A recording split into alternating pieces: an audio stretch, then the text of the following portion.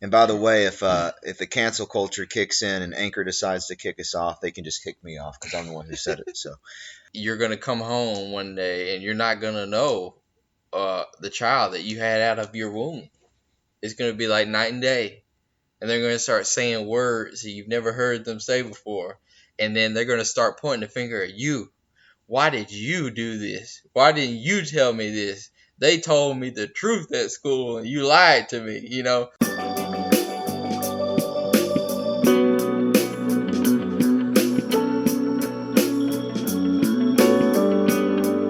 Midnight Ride.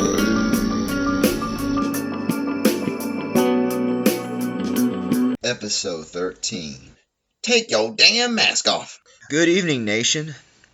This is the Midnight Ride podcast. You got Zev the Magnificent and Tony the One and Only. How are you guys doing this week? We have a fresh batch of hot topics to discuss, and we just can't wait to bring you all on board. All right, so first of all, let me ask Tony the One and Only how he's doing today. Doing great. Zev, how are you? I'm hanging in there, man. The American dream. Hanging on to the American dream. What's left of it anyway. Okay, so our first topic of discussion is the resurgence of COVID-19 taking place right now, predominantly in the southern states. Yeah. I know in Texas it's coming back with a vengeance. Some of the restaurants that Tony and I enjoy the services of are going from allowing dining in to go and take out only, and they are enforcing the mask with a Nazi-like intensity as far as I'm concerned. And Tony, how are your feelings about all this? Well, I think that this is unfortunate. The COVID-19 is not going to go away anytime soon. Eventually, this is something that everyone will be exposed to, but no one will show symptom of. I mean, over 80% of the people that have contracted COVID-19 do not show symptoms. And so the only reason that we know about these people is because someone got tested and then the whole plant or restaurant got shut down and then everybody else got tested and so forth. And then most of the deaths can be contributed to people who were, of course, elderly and who have underlying conditions. So I do not think this is a situation where we need to buy into the media hysteria that we're all going to die of COVID-19 and, we all need to stay inside and not talk to people or anything of that nature. I mean, really, we need to think about, this has been going on for 4 months now. And where's the hospital overflow? I don't see it. I don't see it. So, I partially blame the local officials. For us here in Texas, Greg Abbott is he's feeding into this. He's unfortunately looks to be a fraud. But I also want to put some blame on the president because he's fueling this. He allowed this to happen from the very beginning. He put Fauci involved and all these other bigwig executives, Bill Gates, and he gave these people credibility from the beginning. And these people have done nothing but hurt him, his image, harm his chances of being reelected.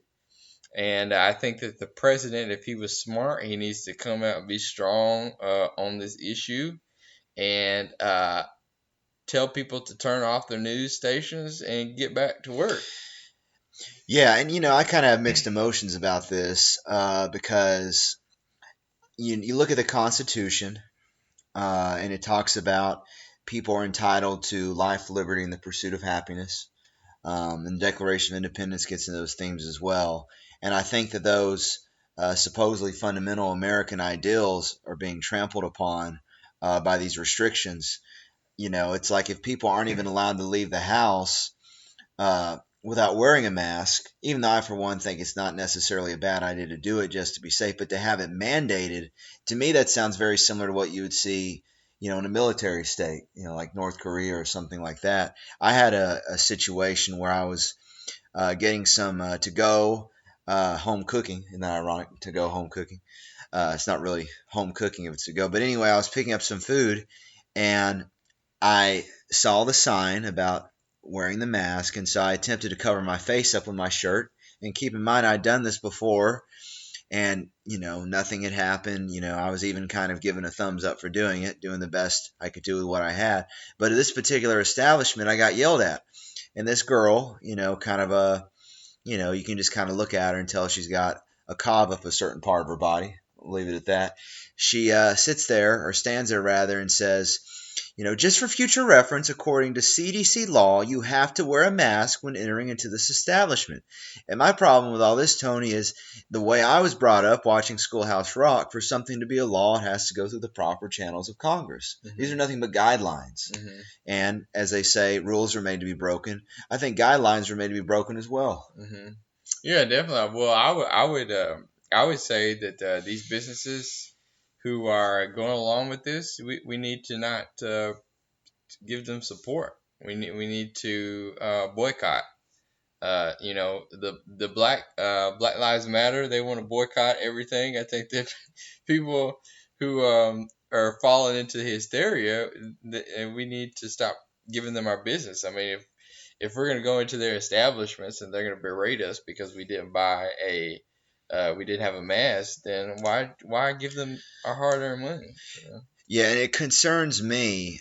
You could almost compare it to some of these Sharia law states, like parts of the Middle East where women have to keep their face veiled or they get stoned. And I don't know. Obviously, I don't think we would literally get stoned. I mean, who knows? Maybe eventually if we keep going down this rabbit hole. But there's something weird to me, too, about the whole aspect of covering your face, the one that you're born with, the one that God gave you. And I think that just that dynamic alone of trying to meet someone new, or maybe, talk to someone that you're requesting the service of, and to only see half of their face, I think that kind of breeds like a certain tension and like an untrustworthiness. Yes. You know what I mean by that? Yes, it definitely. And you can't. I mean, pretty much what society wants us to get into. It's kind of almost like they don't want you to be able to trust people anymore. Yeah, sure. Or And your they own judgment. yeah, and they want you to call the government in on your neighbors and call them in on your family members and tell everybody, tattletale on everybody Yeah. because they're having the 4th of July party or whatever in the backyard or whatever. I mean, as a society, we're getting to a point to where, unfortunately, things are moving at a rapid pace into a more dictatorial, kind of philosophy type government. And this is should be a concern for all freedom supporting people here in the United States. Yeah, and so continuing in this topic, I want to bring up the Trump Mount Rushmore 4th of July speech and get together that took place there. And first of all, Tony, you said that you had not watched that. Correct. Okay. Yes. So I streamed it. It's kind of maybe messed up for me to say this, but I always kind of have this weird. How would I describe this? Like, I always feel like if something insane is going to happen, I want to see it happen live. Mm-hmm. And I thought, like, if anything wild, like an attack of some kind was going to happen, it was probably going to be at the Mount Rushmore speech. And so it's not that I want to see it happen, but if it's going to happen, I want to see it, if that makes sense. So I definitely watched it. It was even funny. I was watching it with a buddy of mine, and whenever the jets that I guess were provided by the military or the government flew over, my buddy would make these like terrorist noises, like ah la la la la la la la, like just pretending that something bad was about to happen. But anyway, so many people are criticizing Trump for two things. The first being that he had the get together to begin with, which could be risking the further spread of COVID-19, and the other criticism is directed towards Trump's discussion of statues being ripped down, American history being, I guess you could say, destroyed. Yeah, like trying to replace it with something else, being pushed away, being overlooked, being destroyed. and Trump not getting into the deaths lost or the deaths and the lives lost due to COVID-19. And also, Trump didn't get into or much into, I don't remember him specifically saying, the whole like racial tension that our society's been facing in the past several months, ever since the George Floyd demise. So, what are some of your thoughts on that, Tony, as far as what Trump is getting criticized for? And do you think it was a bad idea for Trump to hold the gathering in the first place? Well, I think that Trump, President Trump, he needs to hold as many rallies as possible. I mean, I think that this COVID-19 thing, he needs to come out and expose it as a hoax. And this is their new hoax. Now, the problem with him right now is he can't really do that because he came out at the beginning and tried to tell everybody it was so serious. So it kind of looks like you're doing double talk. But, he's done that in the past, so, I mean, he should do it now. I mean, well, okay, just for our audiences, I want, Tony, I'm hoping you'll elaborate when you say it's a hoax. What do you mean exactly? So when I say it's a hoax, I don't mean that the coronavirus doesn't exist. Okay, what I mean is that the media hysteria is constructed to get you to believe a certain way. So all of these deaths that you see on COVID are people that have underlying health conditions and they're older. Okay? These are not, for the most part, healthy people who are 20, 30, 40, 50, 60 years old, even 70s, that are dying from this. These are people who have both of those two combinations of things. And, for the most part, as I said before, over 85% of the people who get this don't have no symptoms. They show no fever, no throwing up, vomiting, anything of that nature. And of the 15%, only 1% die. Right? Yeah. So when I say a hoax, that's what I mean. And unfortunately, the president didn't come out and expose this from the beginning. Now, in terms of the monuments, I think that the president, he should be strong on this and not accept and kowtow to these people about these monuments and statues. President Trump is not going to gain one single black vote by trying to be the Black Lives Matter president. Sure. The black voters en masse are never going to accept Trump. So the only group of people that Trump needs to be trying to gain their support are people who are law-abiding people who look on the news and they see statues of Frederick Douglass and Christopher Columbus and George Washington and Thomas Jefferson and Andrew Jackson. They're being torn down, and these are the mothers who are clinging to their children, saying, "Oh man, I don't want to let my child go out into this environment. They're so dangerous." Those are the people that Trump needs to try to win. Those are the swing suburban women that Trump must win in order to win this election. And he's not going to get there if he continues to allow people to set up independent nations within the United States. Yeah, I mean, if we were to take DJT, Donald J. Trump, the one that defeated Hillary in a shocking victory, who was taking it to her, bringing the accusers of Bill Clinton to the debates, saying that 9/11 took place under George Bush's watch, just sticking it to the establishment, and to know that this same guy is allowing a disgrace like CHOP to rise in the streets of Seattle and just kind of not acknowledge it with full force. And I don't mean going guns blazing, but make it like a front and center issue. That's shocking to me that this is the same guy, who's allowing this stuff to to go on for so long. Yeah, it is. And, really it just shows, maybe Trump has been neutered. He's been castrated. I don't know. But he's losing that feistiness, that yearning for, order and structure. Yeah. In terms of governing, to say the least. And so, like I said before, Trump, in order to win this November, he has to win the suburban women. And those are the women, like I said, every day who turn on CNN, turn on Fox News, and they see violence. They see people out in the street. They see them wearing all black clothes. They see transvestites and gays and homophobes and sodomites, etc., who are going on, and they're out in the street. They're screaming and yelling and hollering, and these are the people who are scared. They're fearful. I mean, if you saw the couple on the meme, the man and the woman with the gun, these are the people that Trump needs to try to win over their votes. They're fearful. I mean, they want a president who's going to have law and order. They knew that Obama wasn't going to give them this. They knew that Hillary wasn't going to give them it. That's why they didn't vote for her. Yeah. Have you ever seen Scarface?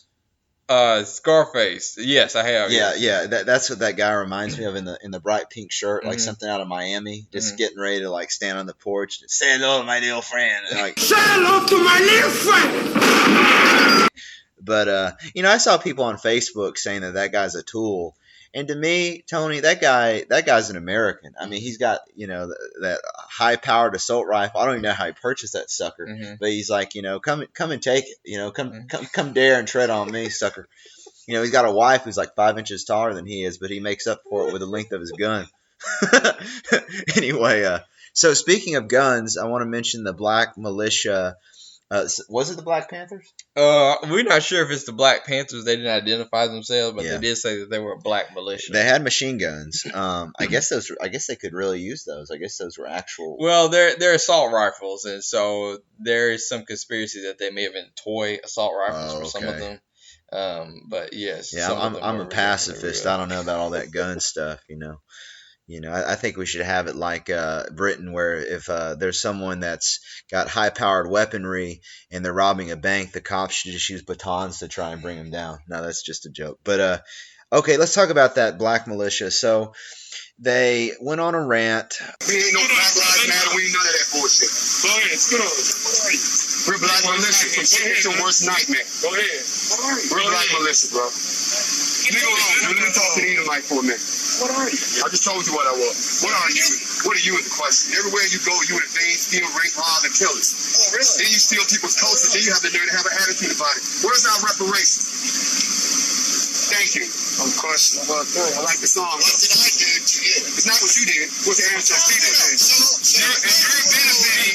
You benefit from it. Go ahead, that white annihilated before you lose your life. Fuck out my face.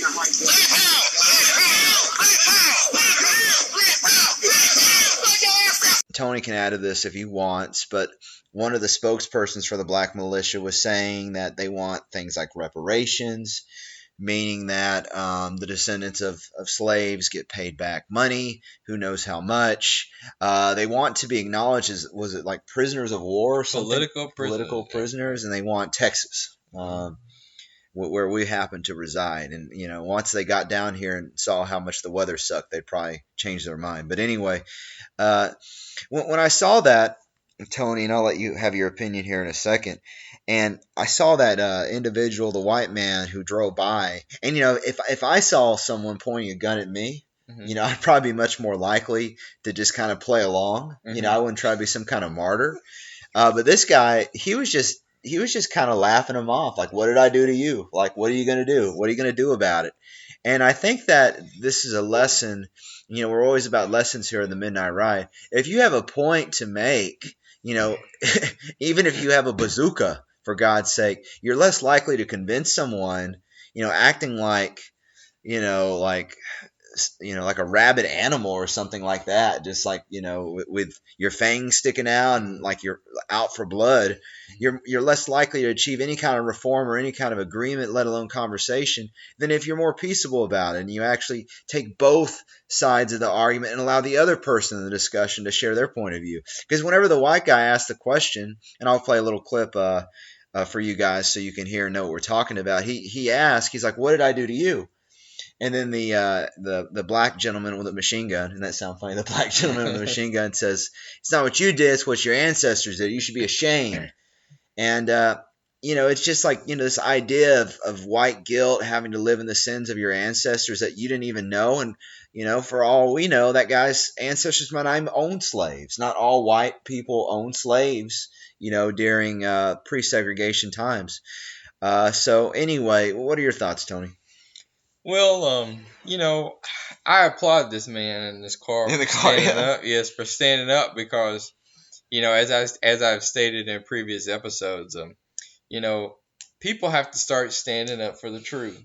And if we bow down to them, they will keep taking an inch and an inch and an inch. Yeah, And Martin Luther King once said a quote. He said that my man. a man cannot ride your back unless it is bent. A man can't ride your back unless it is bent. And so I feel that in America, too many of us have our backs bent. And we're getting ridden till the cows come home. That kind of sounds like some prison lingo. we're getting ridden till the cows come home. Yeah, yeah. And Yeah. nobody's gonna know it until it's too late. Yeah. And you won't have no options. So I applaud this man for standing up for the truth and for not backing down. Because in general, these people, what you will find is, especially these black militia types and the black Hebrew roots people and etc. Oh, they're wild. Yeah, what you will find is that these people they are not as aggressive as they may seem. Sure. They may talk tough and talk loud and etc. But they're not going to do anything. And so, but to go back to the last topic too, how this relates, Trump needs to be calling this out. How is it that we did not see this on the news? Yeah.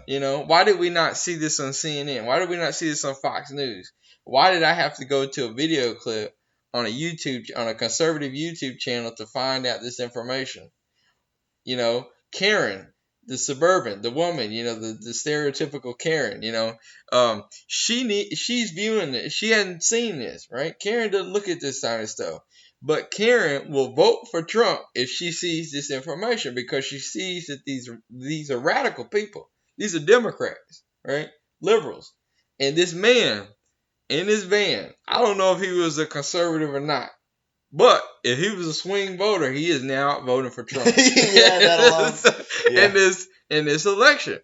And so I really feel that Trump needs to hit on this. Now, in terms of black people, as a black man, I will tell you that the man in the video clip, he said that they either want Texas or they want to be left alone so that they can exodus, right? And as a black man, I'm going to stay here in the country. I will not be exodusing anywhere with the black nation. Where are they going to go? Yeah. Canada? But I fully support their exodus. Whatever country they would like to go to. The famous running back for the Cowboys and the Georgia running back, Herschel Walker, said that he would kindly pay for anyone who would like to leave the country. He would pay for their plane ticket to leave. Really? Yes. And so I agree with that. I support this opinion. And I think that these black people, the United States government, what they can do, rather than providing welfare for 1 month, just stop all the welfare payments. And what I would do is get together take that welfare money, put it in one pile, and say, anybody that would like to leave the country, we will pay for your ticket. You don't have to pay us any taxes or anything like that. We will pay for you to leave as long as you renounce your citizenship and passport, etc. I feel like Trump will make a big statement with that. Now, I know it's bold, but I feel like Trump needs to call out this evilness that is taking place in this country. Yeah, it's evilness and it's immaturity. Tony, you want me to say the one thing that's really bothering me about the Trumpster? Yeah. Is Joe Biden. I'm going to connect it to Biden here. So Biden was asked about the statues, and he gives his typical liberal mumbo-jumbo bullshit answer, and he says, well, where am I? Oh, well, I think that the statues, well, they shouldn't be torn down, but they probably will be torn down. And there's a difference between tearing down George Washington and Robert E. Lee. They shouldn't be torn down, but they probably will be torn down. That's just how it is. And to me, Trump is starting to sound more and more like that. Yes. A moderate. And it's not necessarily what Trump is saying, it's what he's not saying. I mean, this is the guy that had the courage to take on the establishment, both sides of the aisle. And now it's like he's kind of like shriveling up like some kind of like, prehistoric bug or something. Yes, and really it's really about what he's doing or failing to do. Yeah. And so we really need the president to step up He is our only sort of political advocate who can really put a stop to this, because I don't see anyone in the Republican Party that is going to be in opposition to this. Maybe just Ted Cruz may have a couple things to say here and there, but a lot of the people, Republicans, John Cornyn, one of our senators in Texas, he's gone right along with Black Lives Matter. He wants to change Christopher Columbus Day to Juneteenth Day. And I think that the Republican Party is never going to get anywhere trying to placate to radical black people. Now you can compromise with black people who are moderate and maybe may lean conservative, maybe, but the liberals, cast them off and go talk to the reasonable people. Yeah, I'll tell you one last thing on this topic. I've talked before about the message of Black Lives Mattering is different than the organization Black Lives Matters, since that's ran by a bunch of commies, as far as I'm concerned. Commies as in communists. But, I'm at the point now where I think the statement alone needs to be amended. And I'll go ahead and just straight up say I think they should say all lives matter, because I'm tired of feeling marginalized. And, I saw a thing on Walmart, or a YouTube video about Walmart, how this woman had a fit about a shirt that said all lives matter. And to me, that's like one of the most basic, Judeo-Christian American principles, that every single life matters. Mm-hmm. And, okay, so if you want to respond directly to police brutality that was directed towards a black person and say, hey, this life matter, this is a black person, Black Lives Matter, that's one thing. But the fact that people are afraid to say the simple statement that should be as universal as apple pie, that all lives matter, I think is a shame. It is, and it just goes to show, how far we've fallen as a country. That's right. And by the way, if the cancel culture kicks in and Anchor decides to kick us off, they can just kick me off, because I'm the one who said it. So, okay, let's talk about Biden and an interview he had with a teacher, and I'll play a clip for you. Abolitionist teaching is our duty. It's my duty to structure a curriculum that talks through all kinds of complex issues, such as police brutality, how to fight it while staying safe, how to organize, and how they can come to terms with the possibility that they might be the next victim of white supremacy at absolutely no fault of their own. And she is an African-American woman, and she goes on to say that she feels that white supremacy and racial justice and the preparing students to live in a world where police brutality and white supremacy exist, that's her main agenda, okay? And I think she even said she was like a curriculum specialist, so she's probably like one of the big wigs. And I have lots of friends in education. I had a little fling with education myself way back in the day. And I don't know, when I hear this, it really disturbs me, because, to say that, okay, we're going to talk about equality, we're going to talk about racial justice, that's fine and dandy. But when you say that white supremacy, that white people are the enemy, I think that's going to alienate a good third half of the classroom. And I think that's toxic. I think that's going to lead to some conflict. There was a woman, and I'll see if I can go back and add her name, and I'll see if Tony knows about this. And what she did is she had the brown-eyed students and the blue-eyed students in her classroom. This was like in the 80s. She separated them in two, and she gave the blue-eyed students nice treatment and the brown-eyed students bad treatment.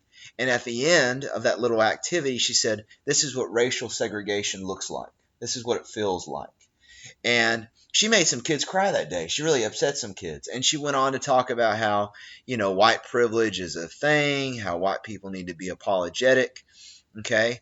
One thing to say, or it is one thing to say that white people should be sensitive. And I don't even know if I like that statement, but to say they should be apologetic, that's going down a rabbit hole that I'm not particularly comfortable with. So anyway, Tony, what do you think about this teacher guru woman interviewing Biden, or being interviewed by Biden in a panel, saying that white supremacy should be part of the curriculum, and then segregation Joe just sits there, absent-minded, only 10% there mentally, just nod his head like it's A-okay. How do you feel about that? Well, I would tell you right now, folks, if at all possible, I would highly recommend that you homeschool your children. I think that this is the best route to go. I think that as we go along, the education system is going to indoctrinate your children, and you're going to come home one day and you're not going to know the child that you had out of your womb. It's going to be like night and day. And they're going to start saying words that you've never heard them say before. And then they're going to start pointing the finger at you. Why did you do this? Why didn't you tell me this? They told me the truth at school and you lied to me. That's the type of stuff. Ultimately, the goal is to try to turn your children against you if you are not teaching the same thing that they want the children to learn. And so this will be targeted at white children, of course. And so I think that the whole narrative saying that that white people need to do blank is wrong. Because we need to stop singling out people. That's the problem. The problem, if they say that race is a problem, why are we saying that white people need to do blank? Why is it all people need to do this? Yeah. I think that we set a false narrative once we start to say white people need to do this, or we start using terms like white fragility and all this other kind of stuff. These are not terms that we should be using because we already start off on a false premise. When we say Black Lives Matter, we're already starting out on a false premise. Okay? All lives matter, not just black lives. And so you already cede ground to these people once you start using their language. And so ultimately the goal is to take over the minds of the children of this country so that over time, slowly, the narrative of the country begins to change radically. I mean, think about the country today and think about how it was 20 years ago. Think about how it was 40 years ago. Talk to some of your parents, your grandparents, 60 years ago. And you'll see that the country that is today is not in any way identical to the country that was back then. Yeah. And this is how things slowly change.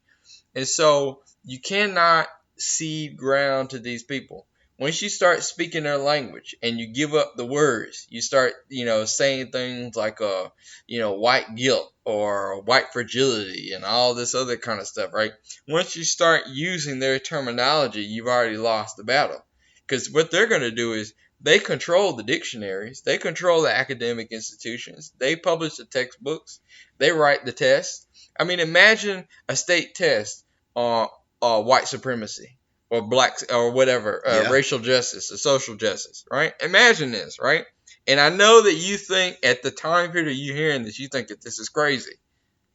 But it is very conceivable that at some point in time period, here soon, that there will be some sort of a state or national test on this topic. Yeah. Yeah, and I tell you, to say that all lives matter is a very holistic statement because it is asserting that Black lives matter, white lives matter, brown lives matter. It's inclusive. It's inclusive. It covers everyone.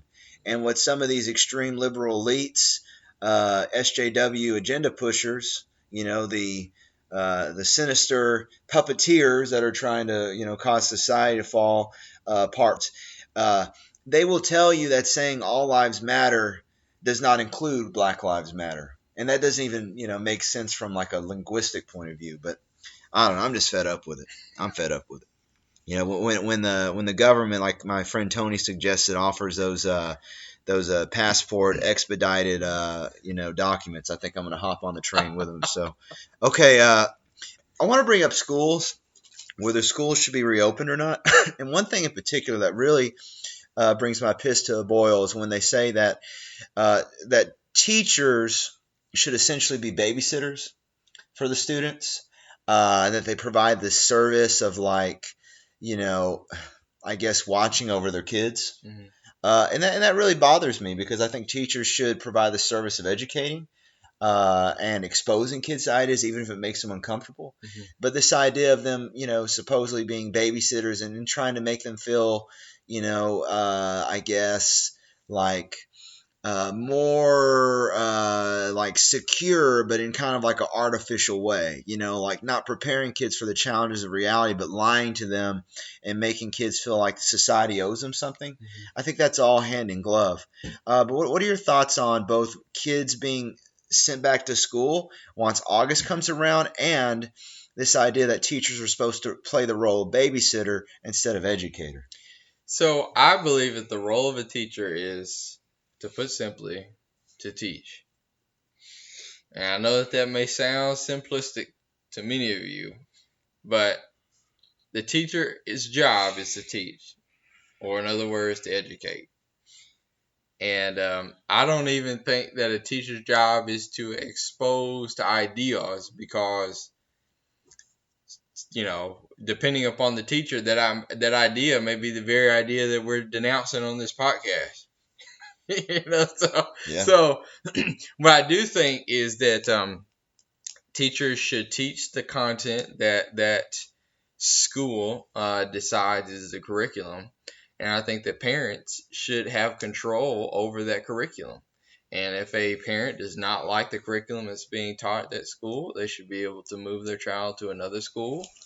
I am in favor of the privatization of schools for that reason, so that low income, poor Black families can take their kids out of struggling public school systems that get no funding, have terrible teachers, and have bad administrators, and can get them to other schools as other options. And I think that that's very common sense. In terms of taking the kids back to COVID-19, or because of COVID-19, I can definitely foresee a situation to where teachers are being asked to be health officials in addition to educating. Oh God, trainings. Yes, just imagine. to trainings, and to wipe down nozzles 3 times a day, and wipe down desks after every class period. And, this is not something that teachers are trained to do. Now, I think that schools, if everybody's going to buy into the hysteria, now I'm not buying into it, but if everybody's going to buy into the hysteria and COVID-19 is the secret dragon, so to speak, then all the students need to stay at home. It shouldn't be an option. If it's as bad as the media tells us it is, it should not be an option. If the media is going to tell us that Trump having 6,000 people in an enclosed environment is bad, and if the local media is going to tell us that the Texas Republican Party cannot hold their convention in Houston because it's indoor and there's too many people, well, that same reasoning should apply to public schools. Sure, and I tell you something that's ironic. Places that are like schools or other businesses, they would have cursed and humiliated and reprimanded their employees for wearing masks to avoid COVID-19 at the onset. And now we'll have situations where people get reprimanded at work for not wearing masks. Yes. Remember, folks, the first couple of weeks, who told you not to wear a mask? CDC. Yeah, CDC and the local media ate it up. Yeah. And they told you, no, don't wear a mask. You don't need to do that. You're crazy. You're a conspiracy theorist if you're wearing a mask. Don't do that. Right. Prevent others from getting sick. Yeah. Now, they've totally swapped and switched the scenario on you. You cannot believe anything that the media says. And as I've said before on this podcast, some of the best advice I could give you is find out whatever the popular opinion is on the news, CNN, Yeah. Fox News, MSNBC, and do the exact opposite of what they're telling you to do. Yeah. That's where I'm at now. And I tell you, and I'm someone that's a bit more partial to Tony Fauci than my colleague Tony.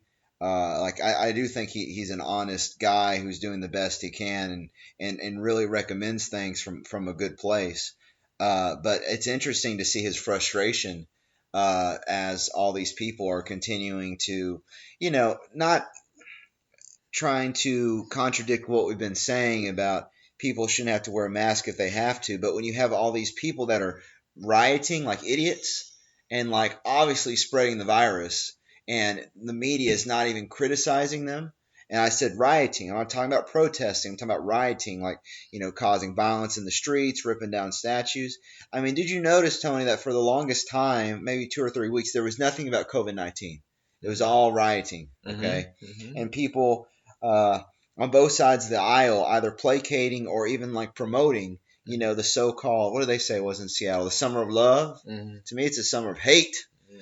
And I want to acknowledge that too. And Tony can say, what he feels about it. But I think a lot of this COVID-19 resurgence is because of all these idiots that are rioting in the streets. And I'm not saying protesting, that's a whole nother deal. But the idiots who are rioting, violence, like getting in each other's face, screaming in each other's face. I think that's one reason COVID-19 is resurging. Yeah, that could be an issue. And I will say once again that if the hysteria is true, then it shouldn't be okay to go out and riot or protest if it's a COVID-19. If it's that deadly, you shouldn't be able to do either of the two, right? Yeah. I saw last night on the local news channel, there was a local health official who was talking about the COVID situation, and he was talking about his concern about the hospitalizations and how we won't really truly know the effect of the 4th of July weekend until weeks later. And he essentially said that, he said in his, mind that we're looking towards more hospitalizations and possibly running out of room and more people contracting the virus. And I was just so shocked at the smile that was on this man's face. No. I mean, it's like he's enjoying the yeah, drive. It's like they have pleasure and this and knowing that this is, going to this level, this depth. As I said before, I'm not saying that this virus is not real. It is obviously can be deadly to people who are elderly and who have underlying conditions. And if you are one of those people, or some people that are in that condition, definitely take precautions. But it should not require the whole shutdown of a nation. It should not require every single soul wearing masks. I heard of a story to where local daycares, children above the age of 2 have to have their mask on the entire day. And the only times that they're allowed to take it off is if they're outside or if they're eating lunch. And they have to have their mask on the entire day. Now think about this now. You have children who are 3 years and up who are being trained, indoctrinated that this is okay. This is okay behavior. I mean, this is normal. I mean, they're basically training the younger generation to be acceptable of this. And the only people who are providing pushback are the people who are in their 30s and 40s and 50s and 60s, right? Yeah. The people who have not went through this scenario before because they see how crazy it is. Sure. So when they pull this stuff 20 years from now, those same children will be having children. And they'll say, "Oh no, you shouldn't worry about this. We had to do this as a kid. Remember, we had to do that." Yes, and I tell you one last comment on this before the next topic, for me anyway. I remember, let's say metaphorically, I was always taught in school to try to take off my mask, meaning be honest and not just conform into a crowd, because that's what individuality is all about, and not wear a fake social mask and try to accommodate those around me just so I can make friends. I mean, that's what the really good teachers told me. And now more than metaphorically, but physically, people have to wear a mask that cuts off half of their expressions. It cuts off their ability to breathe if you have some kind of asthmatic problems. And I just see it going down, a very dark rabbit hole, in the days to come. Definitely. So, yeah, so I want to talk about a video game that I really enjoyed, The Last of Us Part 2, and this will be spoiler-free. For both the first and the second game, we're just going to bring up a couple pop cultural issues. And so, Tony, you said you've just seen a couple of the movies from the original game. Is that right? Correct. Okay, but to give you basic, just the first game is about a girl named Ellie and a man named Joel. Joel has to escort Ellie from one part of the country to another in a zombie-infested post-apocalyptic America. That's the first game. The second game involves those same characters, but older, more grown up. And the girl Ellie now has a open lesbian relationship. And then there's another character in the game as well named Abby, who is very athletic and kind of muscular. And a lot of people kind of have joked that she looks like a transgender. And so the whole LGBQT, let's say, association that comes with the game. By the way, the woman is not actually transgender; she's just like an athletic woman. But the lesbian girl, the athletic woman, this is causing a lot of uproar, along with some things that would be considered spoilers. I'm not going to get into. But if you look at the reviews of the game, the professional critics have given it about a 96. 95, 96 on Metacritic.com, and then the user review is like a 5.1. And when the game first came out, this is very telling.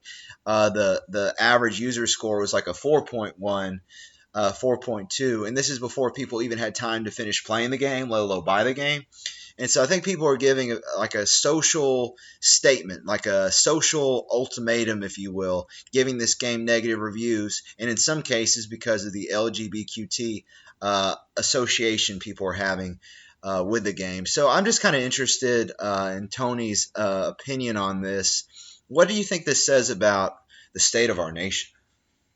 In regards to what? People's response. Like maybe, I don't know, I'm interested in your opinion, Tony, on if a game should avoid, getting into those territories, or if people should, toughen up and not be offended by those type of things. I mean, do you have any opinions on that? I'm not trying to get you like in a gotcha moment, but just like, what thoughts do you have on it? Well, I think that this is hopeful. I mean, I think that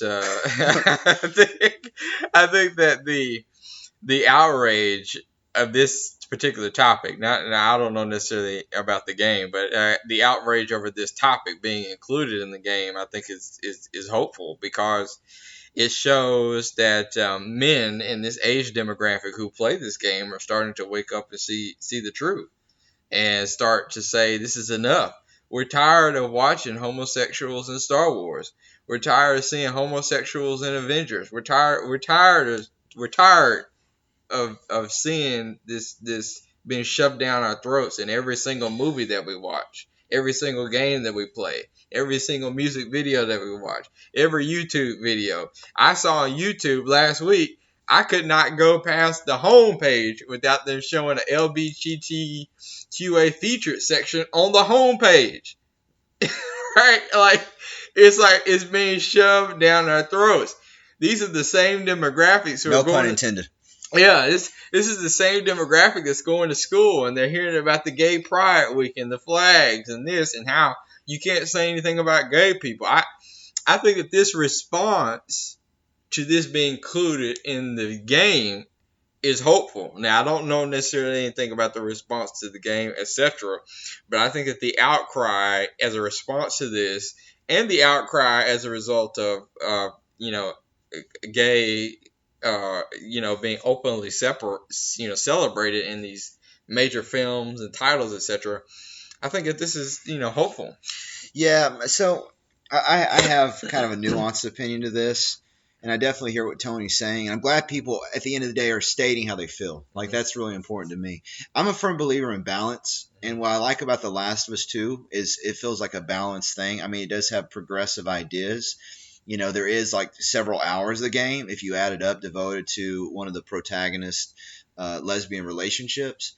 But I can appreciate the fact that as a story, they take the time to flesh all the relationships out, and the fact that Joel, who's the protagonist from the first game, is very influential in the second game, and he's a very traditionally straight Christian male with very masculine values. Like, to me, I just like to see a balance. Like, what I didn't like about the last Star Wars film is there wasn't a single man in that last Star Wars film, Episode 9, is that what it was? The one we saw together? There wasn't a single man who had a traditional, relationship culminating in a happy ending with a woman. Like, it was all about guys getting rejected over and over and over again. The black dude, you don't know the names of the characters, do you?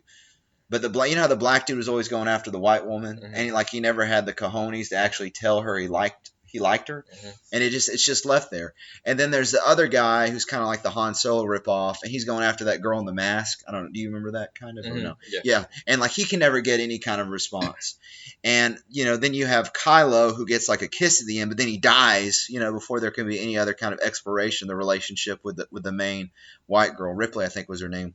But anyway, so none of the guys have like any kind of traditional relationship opportunity, but they have to sneak the gay kiss in at the end. And that bothered me because I felt like that was saying something was wrong with tradition. And that's what bothers me. I'm cool with the balance, but when they start to say there's something wrong with tradition and it needs to be replaced, emphasis on the word replaced by LGBTQT stuff, that bothers me. I mean, I feel like that's kind of like an assault on, the foundations of our society. I mean, what do you think? Yeah, I think that's I can see how you put together that conclusion. But My concern is that Hollywood, and films and games, they're all part of the same thing, in my opinion. And yeah, there is no balance to these people. Okay, they have a worldview, and they want everybody to conform to their worldview. And so, as I kind of stated with some of the other points, it's a slippery slope. They start weaseling these things in the game, and then the next thing you know, you won't be able to stop it.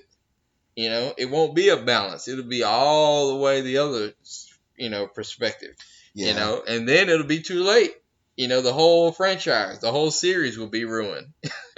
So that's my thing is, like I said before, I'm not a hardcore fan of the series, but I am. He will be. He but, will be. But I do understand how these series, the influence of gay and transsexual and everything else, can create a bit of a hesitancy amongst hardcore originalist fans.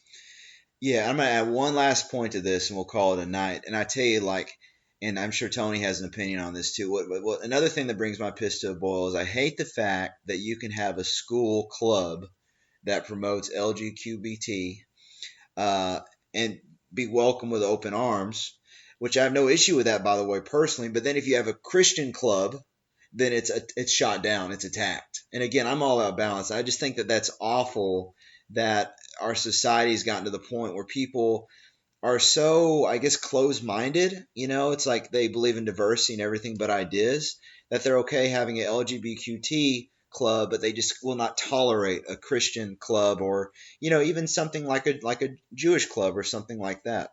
I bet they probably wouldn't allow an Islamic club either, which is kind of ironic too if they're supposedly preaching tolerance. So anyway, what say you on that? Well, I would say, when I was in junior high and high school, we used to have the meeting at the pole. You ever heard of that? Yeah, apparently it's something different now. They changed just like something like the journey up on the hill or something. Oh, really? Some shit like that, yeah. Well, they used to have the meeting at the pole, Yeah, where see, where the pole. Christians would go and before school, and they would go and pray or whatever. And that was most times at our school, it wasn't something that they forced people to go to. It was something that was voluntarily, and people just went there and they didn't bother anybody, and etc. And now you can't even do that. So it's but all the gays can go around and have their clubs, and the gay teachers can go around and prance about and tell their kids about how they're bad people for not accepting their lifestyle and everything else. Yeah, that's something that's accepted now. And I think that, like I said before, ultimately, Hollywood and etc., they're all behind an agenda. And, I don't know what the benefit is of, turning people into gays. I don't know, other than maybe like population control and that would do it. or, feminizing men, which has been occurring rapidly over the past several decades. Yeah, that scares me. And I think that this is a bad thing. And I like I said before, if people want, in my opinion, if people want to be gay, that is fine on their behalf. But it should not be something that we celebrate in our society. We should not be going up and exalting gay people as this is the model person that we should be. I just think that, from a natural perspective, right? We don't go and just, I hate to put it this way. Say what you feel, brother. I hate to put it this way, but typically, when I think of somebody that's gay, I don't think of somebody who has a full understanding of really anything. And they probably don't know themselves. They probably hurt themselves. They probably don't like themselves. Oh. And so they have a lot of issues right deep down inside. They'll never admit it to the public, but they do. And so, I think that these, but, gay people, they do need help. I will say that. They do need help. They should be respected as everybody else in society. They should have the same rights and laws, etc. I'm all behind that.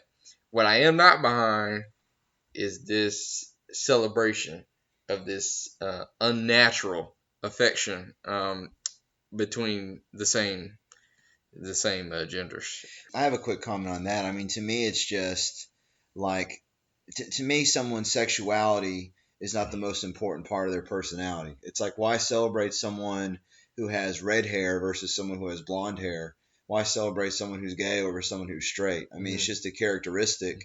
And, like, for example, I tend to like a certain type of woman.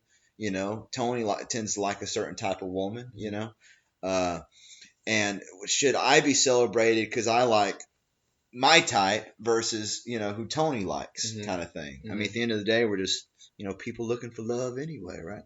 But anyway, I think we've had a pretty damn good episode here. It covered a very broad variety of topics. Tony, got any other words? Any other ideas? Well, I just want to encourage people, like I said before, find out the truth.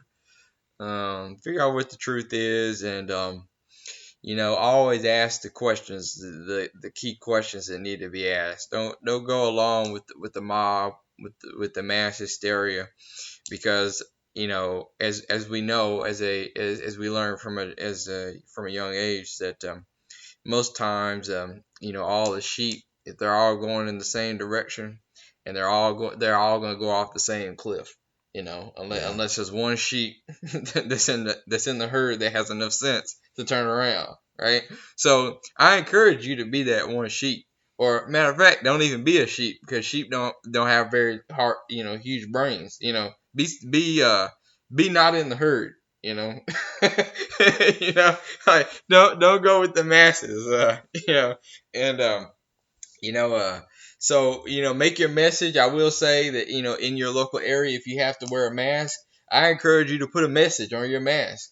Whatever your message is, but whatever you want people to know, put your message on that mask, so that we can take away this thing that's being weaponized against us, and we can turn it into something for good. So yeah, and I really don't have anything to follow that up, but that's a great point. I hope to see lots of, as I go about society, and who knows, some of our listeners may be sharing the same streets as we do in the days to come. I hope to see lots of, very colorful, artistic designs on their mask, and very provocative things, written on them, stuff like that. So I'll let you all use your imagination. But anyway, this is Zeb the Magnificent and Tony the One and Only signing out. Stay safe, nation, and I'm glad you guys got to enjoy a front row seat on the Midnight Ride. Take off that mask. You don't need it. What do you think you'll see if I do?